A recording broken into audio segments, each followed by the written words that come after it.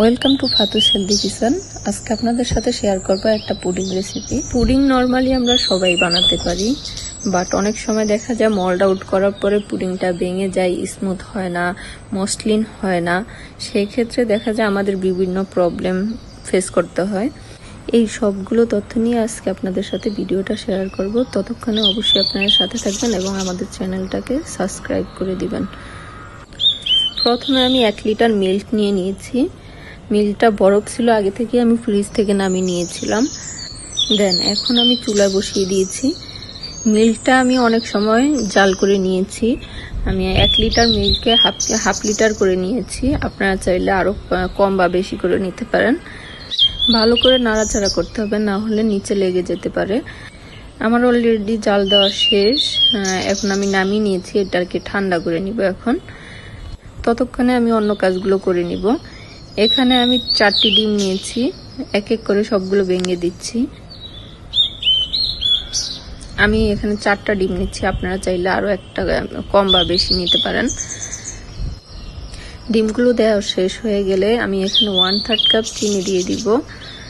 আপনারা স্বাদ মতো দিতে পারেন, অনেকে চিনি কম খায়, সেক্ষেত্রে চিনিটা কমিয়ে বাড়িয়ে দিতে পারবেন আপনারা।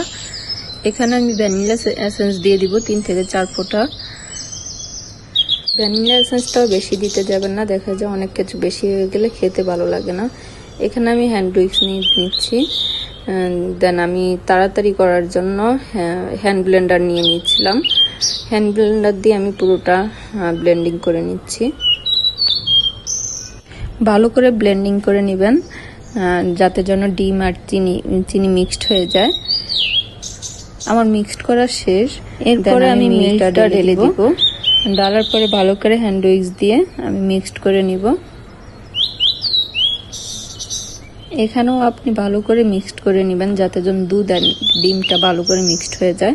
এখানে আমি একটি কড়াই বসিয়ে দিচ্ছি। দেন 1/2 কাপ চিনি দিয়ে দিচ্ছি, হালকা পানি দিয়ে দিচ্ছি ক্যারামেল বানানোর জন্য। এখন আমি ভালো করে নাড়াচাড়া করে নিব।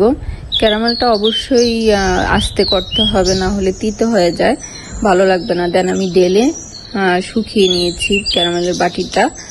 দেন আমি দুধটা ঢেলে নিব। এখানে দুধ আর ডিম যেটা আমি বানিয়ে রেখেছিলাম আগে থেকে, সেটা এখন ঢেলে নিব।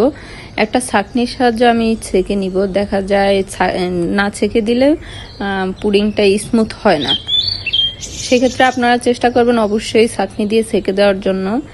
এখানে আমি একটি হাঁড়ি বসিয়ে দিয়েছি, হাঁড়ির ভিতরে একটা ভিজা কাপড় দিয়ে দিয়েছি হালকা পানি সহ।